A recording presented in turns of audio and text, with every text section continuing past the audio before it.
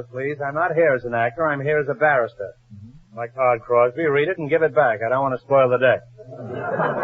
Hey, quite a law firm you have. In Mulholland, Crenshaw, Adams, Fairfax, Worcester, and Los Cienega. Where do you come in?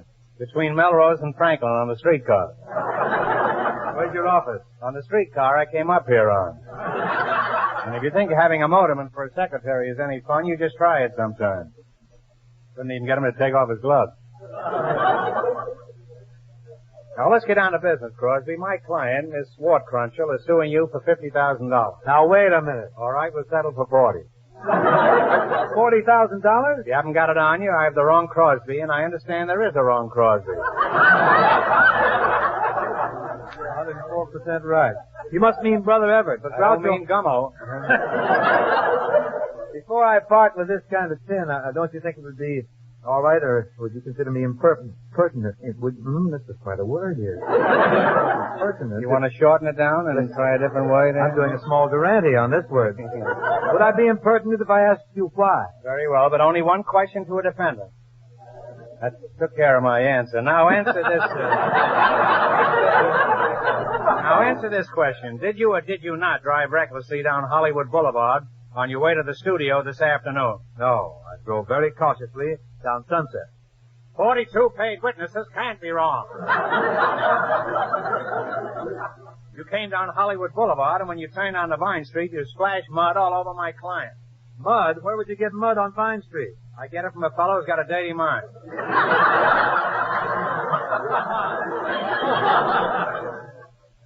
Never mind where I get my mud, and you were driving recklessly. What was I driving? It was either a Cadillac convertible or a Philco console. But that's not important. You don't know my sponsor. I don't know any sponsor, and if I did, I'd have a show of my own.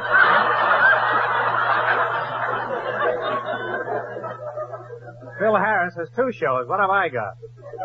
An office on a streetcar and a bucket full of mud. I don't want to get entangled with any litigation here, so produce your client. If you can identify me, I'll be glad to make reparations. But frankly, I don't think she has a leg to stand on. Frankly, I don't know. I've never seen her in a short dress. Oh, Miss Crunchwattle. The name?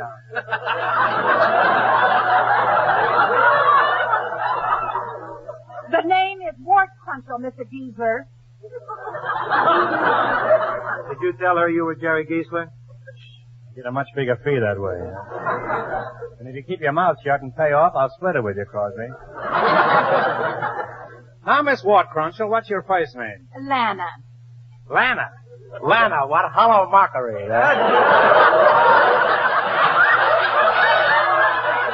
Is Crosby here the man who splashed you? Yes, that's the man. He was wearing a gray Homburg hat, a frock coat, an ascot tie, striped trousers, and pants. Boy, have you got the wrong man. Don't be too sure. Now, Lana, when this man passed you in his car, was he also wearing a diamond stick pin?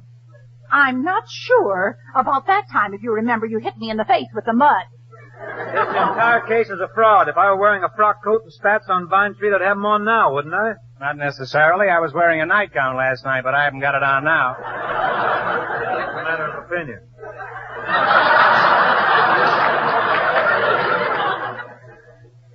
You threw your suit away so you couldn't be identified.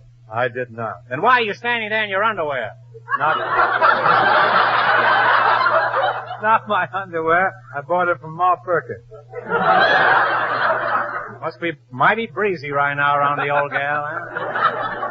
Wait a minute. You can't even prove that this girl was standing on the corner. Not only can I prove that she was standing there, but I'll prove that she was stamping her feet. What is she stamping her feet for? She was sending them to Sears Roebuck to get a new pair of shoes. How we fought over that joke, huh? Wish I'd have won. If you'll dismiss the whole thing, I'll be glad to buy a new dress for this charming young lady. Charming young lady? I'll lay you 8 to 5. She's none of the 3. What about my damages? You've got enough damages. What you need is repairs.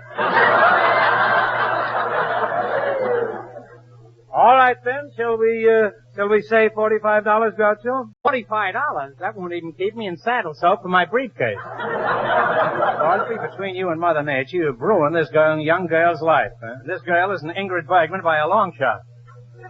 And speaking of long shots, Lana, I'm afraid you'll never make the bridal path.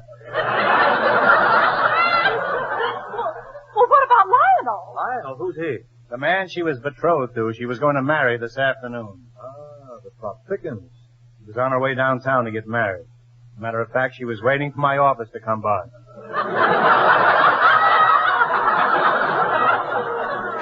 For 20 years I've been trying to trap Lionel. Think of how this will sound in front of a jury, Crosby, if they're still awake. 20 years she waits to snag a man, and when she finally gets him cornered, you splash mud on her and he jilts her. Oh, I'm a beast. Speaking of beasts, let's get back to my client. 20 long years she waited for Lionel. Well, where was he all that time? He was in bed with a very bad haircut. He got mixed up in a clip joint. And now, because of you, this girl will have to spend the rest of her life sitting at home twiddling her thumbs. And there's nothing more disgusting than a pair of twiddle thumbs. Now, hold on I'd like to see Skitch Henderson play the piano with twiddle thumbs. I'd like to see a Turby play that way. Come to think of it, I'd like to see a Turby owes me 20 smackers. 20 smackers. Well, now, that's a nice round figure, and that's just what I'm going to give you. And that's just what I'm going to take. Oh, no, you won't. You said we'd have coffee for plenty. That's the trouble with you girls around Hollywood, framing celebrities. Splashing mud on your dress, hiring a cheap shyster lawyer. Now go before I set the dogs on you. But before you go, I want to say one thing to you. You owe me 85 cents for the mud. Why, it was all your idea. Well, I've got another idea. I'm going south. Oh, goody, we'll go together. Skip it, I'll go west. Wait a minute, I'll get my hat and go with you.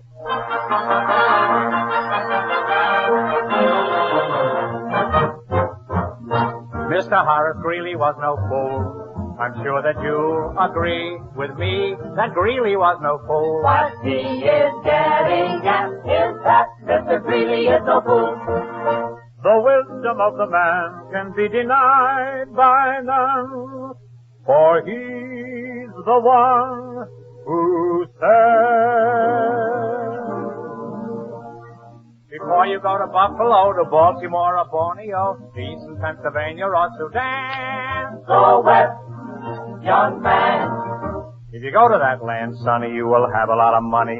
If you bring the money with you when you come To the long prairie. Yippee-yee, yippee-yee, yippee-yee, yippee-yee, yippee-yee, yippee-yee. Before you read a travel ad or scamper off to Trinidad, to Albany, New York, or Yucatan. Go west, young man.